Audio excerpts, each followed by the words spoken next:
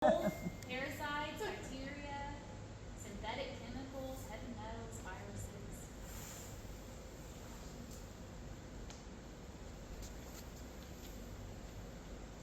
A toxic root is any blank that burdens or blocks the body's natural healing system. Toxic root is any toxic. The goal of detoxification is to blank and blank what no longer serves the body.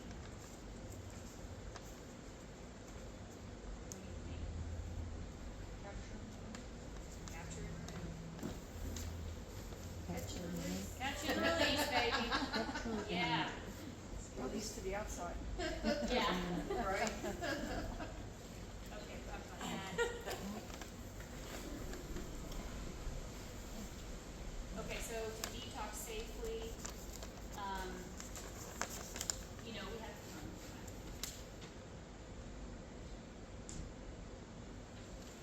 yeah, okay. So when the detox pathways are open, then we're doing the releasing, right? We can process, neutralize, and eliminate. Dr. Mike said neutralize it with baking soda. Okay, this is not medical advice. This is for educational purposes only. You want to take, less than maybe a half a teaspoon or half a teaspoon at a time. You don't want to take a cup of baking soda. It's really hard on you. Like shots of it all day. It's like minuscule amounts. We don't need a lot.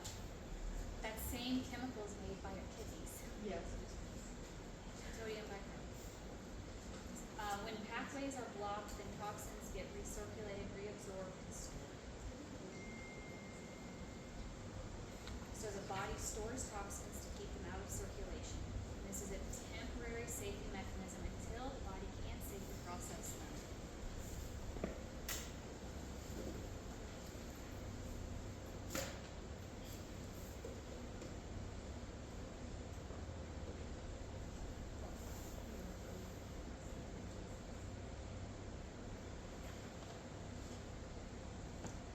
Think about this. You take an antibiotic, it kills 99% of that bacteria. What happened to that point? What happened to that 1%?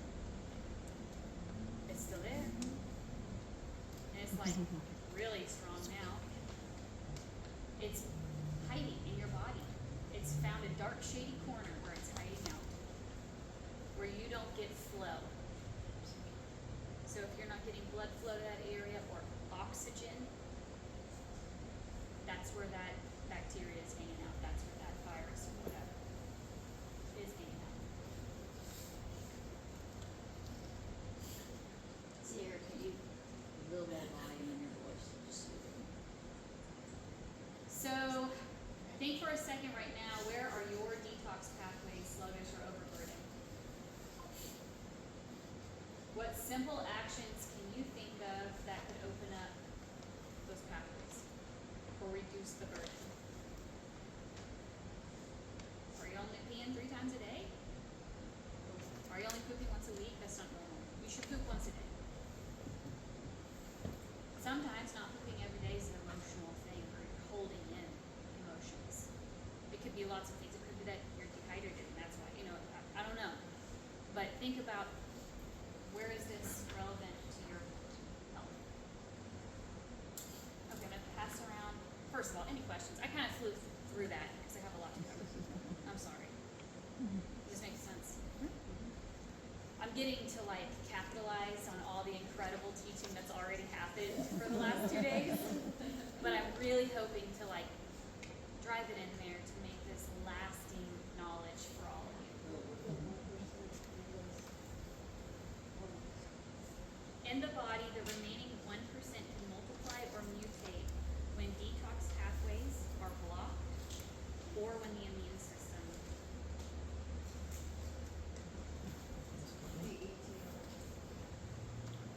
Or the immune system is what? What was can't left? access. I don't remember the exact word I was supposed to Okay. fill in there. Not having flow. So this is about the first timer response, we talked about this yesterday. Detox. This is actually, we've known about this for thousands of years. Healing crisis. What we call symptoms are actually the body's adaptation to insult. And if we listen to them and work with them instead of against them, we have way more success. So a Herxheimer response, though, that is the you have literally been storing up toxins, and your body did that because your body was saying, I'm not ready yet. I'm not ready to get rid of these. And now you're saying, that's too bad. I want to get rid of these things out of the body. And so you start making demands of the body to pull these toxins that it's trying to keep you safe from out of storage into the blood supply, hopefully to be released out of the body. So when you pull these toxins out, you feel bad. You're feeling the effects of the toxins. When you kill parasites and they break apart and their junk floods your body, you feel bad. There are things that you can do ahead of a detox to not feel so bad. When I detox, it used to be I couldn't get a chiropractic adjustment without getting flu. That is how gummed up and nasty. Yeah. I mean, we're talking, and I wasn't getting, snap, crack, plop. I just do the activator, which is where they take a measured dose and just a little, very gentle, and it would give me a Herx response. Wow. But where does the body like to store toxins, right? Your central nervous system largely. So, what to do? Think about all those detox pathways we just talked about. Hydration and electrolytes. Drinking water, staying hydrated, giving your body the minerals that it needs. Supporting the elimination pathways. Here we're talking about making sure that you're moving every day. All of that. Getting lymphatic drainage massage. There's some amazing lymphatic drainage massage therapists in Lexington, one of which I recommend very much, who is a fellow Christian woman. There's other things you can do from the drainage, including like brushing or self-massage. Cleaning up your diet, trying as best as you can to eat a little bit healthier. Remove the things that are insulting your system, like alcohol. If your liver's having a hard time, reduce your alcohol intake or quit, at least for a little bit. You notice it now, every time you have a glass of wine, you get a hangover from a glass of wine. That's not normal. That's your liver saying, help me. You can take binders. These are things that will actually connect chemically to the substances that your body releases through detoxification processes. These are things that you need to take for a limited time only. You don't want to be on binders for like extended periods of time. Really, any supplements you don't want to be on for extended periods of time. But binders will also bind. They're not smart, they're just chemicals. So they're going to bind to nutrition, they're going to bind to toxins. So you don't want to take them for extended periods of time, just to make you feel better. Nervous system prep, practice deep breathing, prayer, meditation, vagus nerve stimulation, humming.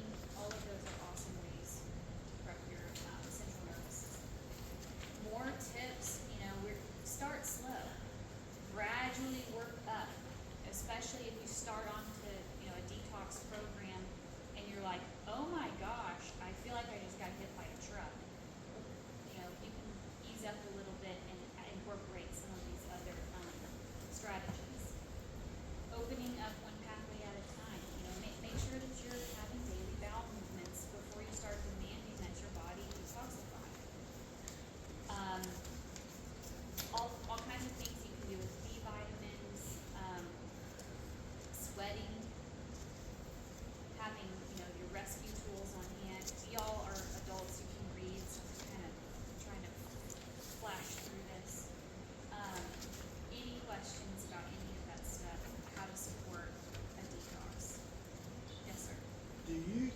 Do you, in your opinion, do you think it's better to, if you're going to detox, would you start with smaller things like yeast or bigger things like parasites? So I would start with digestion, then I would do parasites, then I would do fungus, and restore the gut microbiome, and then the very last thing is heavy metals, and then start it all over again. Well, I would start with spike. I would start with spike because spike is the preeminent destructive force on the planet right now. And it's, like I said, it's not a matter of if, it's a matter of when. So, and I believe 90% of us in this room have a heavy burden of spike in our bodies. So yeah, I do spike. Well, digestion, make sure that you're actually able to do, your gut is working. Once it's working, then spike, then parasites, fungus, gut microbiome, reseeding during all of that really, but especially toward that end, and then heavy metal at the very last, and then start back over. With the spike, the second word is protein. And what ways have you found that seem to maybe have been effective, it's a two-part question, dealing with this? And the other part, with it being a protein, there are things that break down foreign proteins in the body. And they're proteolytic enzymes of sort, but I don't hear about people, they throw the big word on the spike, and then they kind of leave off this protein part of it. But we have very simple things that are known to digest proteins, foreign proteins from the body. Is this something that's being used, or are they focusing on the spike word and specific things for whatever spike means? It's kind of a two-part question. Yeah. So, and we'll get to a lot of it in the presentation, but I will say the first thing that you can do for spike protein mitigation, the most powerful thing that you can do is fast for 3 days. Just don't eat. Quit. Just one. Fast. That's difficult to do in an over-medicated society, though. I know. It's But we almost- do have, it's but we have almost distractions. impossible. But we have distractions that can help us get through it. Yeah. It is very challenging. Yep. And it's not for everybody. You know, people with diabetes shouldn't do this. You know, do a full out water fast. No. But you could do intermittent fasting.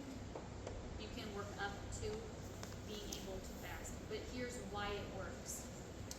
When you go into a fasting state, the body is like, we need protein now. And so it starts gobbling up all of the junk proteins floating around, and spike's one of those. And it will now start asking, okay, you know what?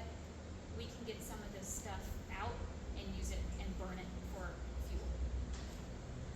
So that's the first thing, and that's the easiest. Boom. You don't have to buy anything. You don't have to buy food. I mean, Cheaper. it's cheap. You know, you can still take binders when you're fasting. If you have a hard time, you could do broth or juice or just maybe one meal, small meal, you know. But the quickest way is going to be fasting. And then the enzymes, yeah, that's a part of that digestion thing that I just prefaced everything with. That's part of what I would tell people to do is taking enzymes with their food. Okay, so pre-cleansing timeline is on there, red flags as to when to delay a cleanse. You know, we've really talked about all of that. Okay, so let's talk more about spike protein. So, the fragments remain, they're stored if pathways are blocked. They can affect the blood vessels, the brain, the immune system, and the hormone system. Anybody here suspect that they have spike protein damage already? Probably. So, you know, right now we're living in a time where there's a lot of people just dying suddenly. In 1 week, I found out about 3 women my age that have cancer. In 1 week.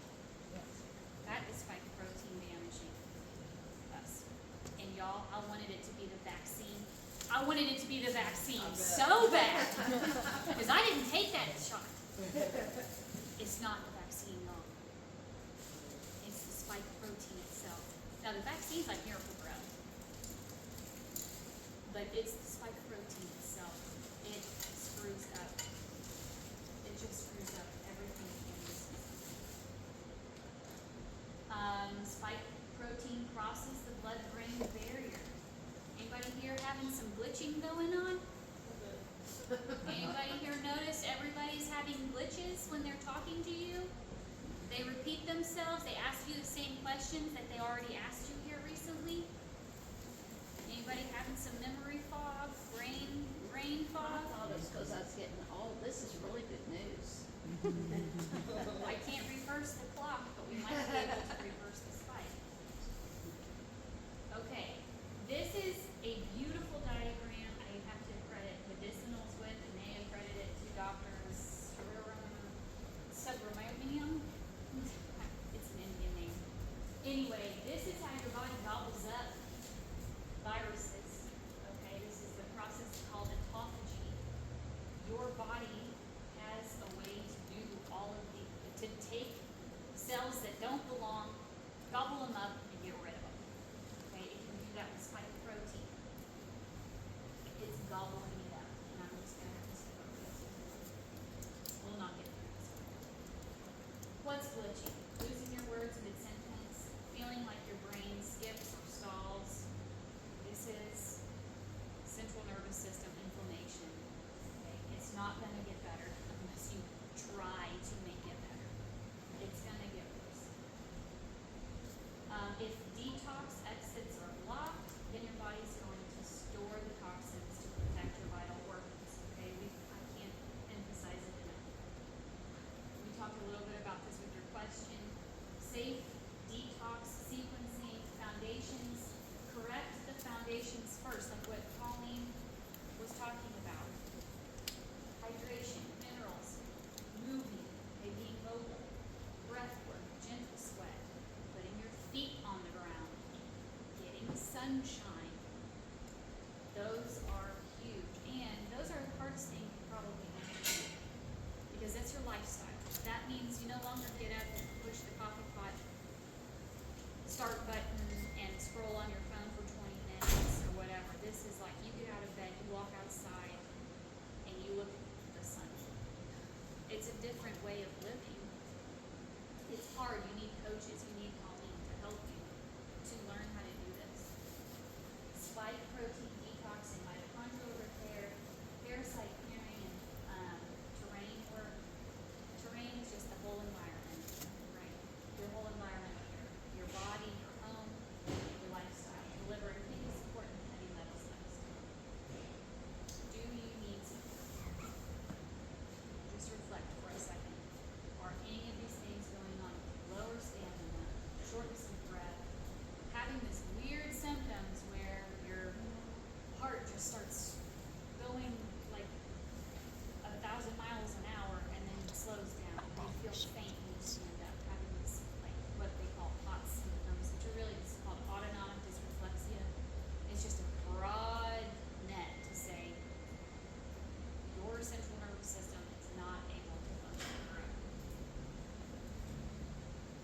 So I'm taking people through guided detoxification cohorts. Okay, these are not, it's none of this is brain science. None of this is rocket science. These are just foundational things to being a traditional human being that we have gotten so far away from that can actually heal our bodies. I'm not a doctor. I don't treat, prescribe, prevent, or cure diseases. That's your maker who does that. So what I do is I help you take these, all these things that we've talked about and apply them to your lifestyle. Okay? In a group setting, we're not getting very intimate. We're not getting very deep. We can do that privately. But you have a chance to come together, ask a question, go through a process as a cohort. And the first thing that I want to start people with is spike protein detox. You know, My love, my passion in life is helping women have babies. The stuff that I have seen tells me there will be no more babies. Okay? The placentas that I have seen, the bleeding after natural births that I have seen tells me I want to be a midwife. But we're not going to have normal babies, normal pregnancies, unless we get this figured out. The spike protein, the vaccine, they just 2 weeks ago released, did you see this? 2 weeks ago they released proof of genomic integration of the vaccine, mRNA and DNA, plasmid DNA. Okay, what all this means is that the human race has been genetically modified. Again? It happened again. They really did it, and they found it on 3 chromosomes. That is going to be passed from mother to child, mother to child, mother to child, father to child, child to child to child. So we've got to get the spike protein thing done and really, really understand it. Not to leave like too heavy of a note there, but there's always hope. God always makes a way out. Here's, an example is it's called epigenetics. Here's why I'm not terrified. It's epigenetics. Epigenetics are what turn on our genes and turn off our genes. So this sequence is there now. The sequence is there, this gene sequence is there, these instructions are there now. But for them to express themselves or not is a very complex process. And we have power over that. Our thoughts can change the way our genes express themselves. It sounds crazy, but it's true. Thoughts are proteins. One of the there's actually a lot of research that's been done over the last 100 years that shows this. Particularly people of war. There's like a Denmark study that showed people in famine, women who were experiencing famine during their pregnancy, got diabetes, gave diabetes to their offspring, and so long as they continued to follow them, they had a higher incidence of diabetes. What happened was, even if they didn't starve, they believed they had a lack of food. And it activated genes inside of them that said, don't use the sugar that you're eating. There's a scarcity. And so that kept the sugar in the blood. That's diabetes. Store it as fat. Don't use it. Store it as fat, store it as fat, store it as fat. It was triggered with the mind, and it passed down from woman to child, even into second and third generations. So you know what I do when I want to lose weight? Think about food. Is that what you said? I'll hold the place that I feel like, okay, we have a little too much storage here. And I will say, thank you, God. I don't have famine. Thank you, God. I have more than enough. This fella's broken. In our DNA, I mean, it's literally spelling out words, right? So anyway, that is epigenetics. That's not just the ramblings of some crazy nurse, okay? It is epigenetics. There's research in science to support that, but more than anything, we have these holy scriptures that really does mean what it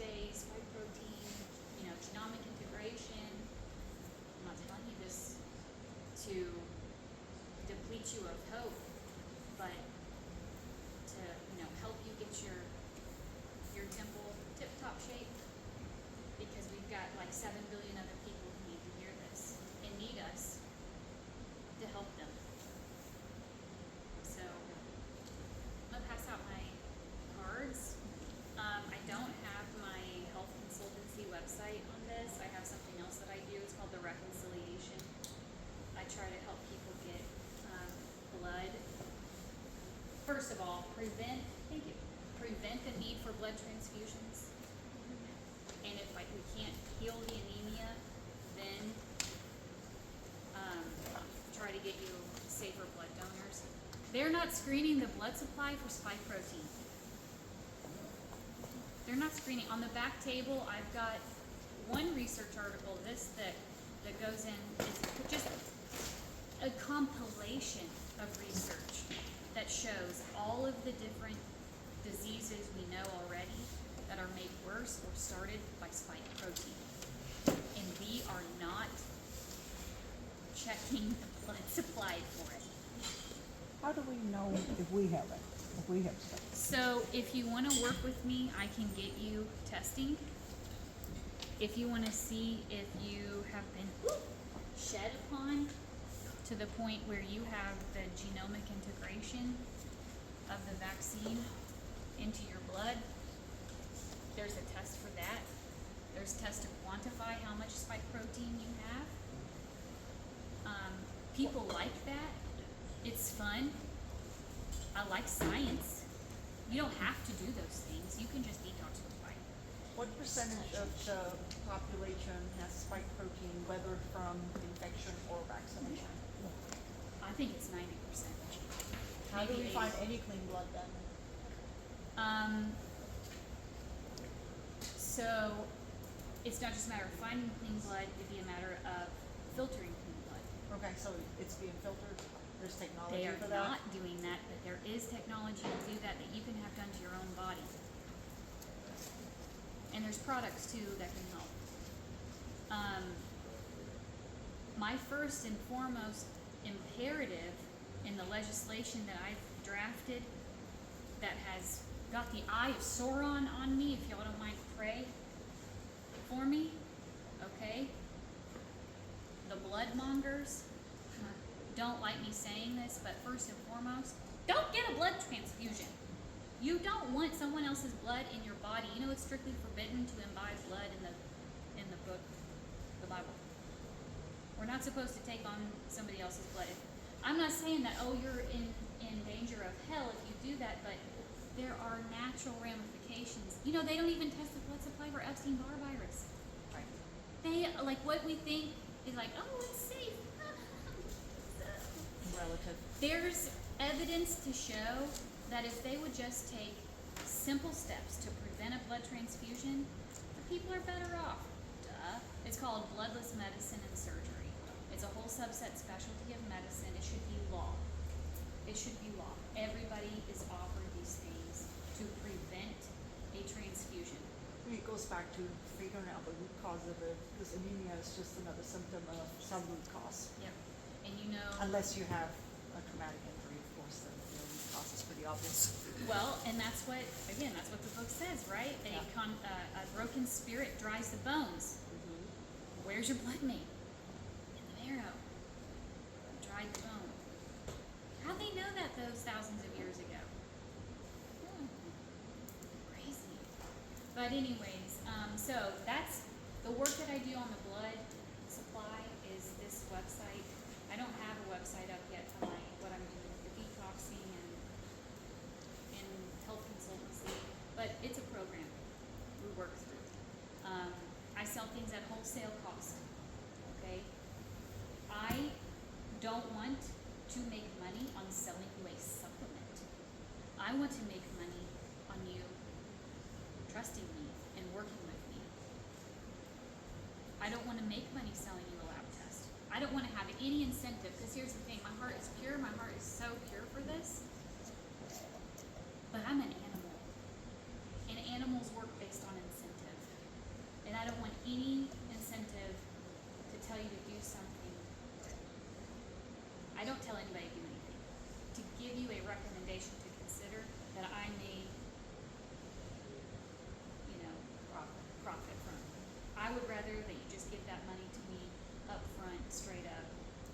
It's not going to hold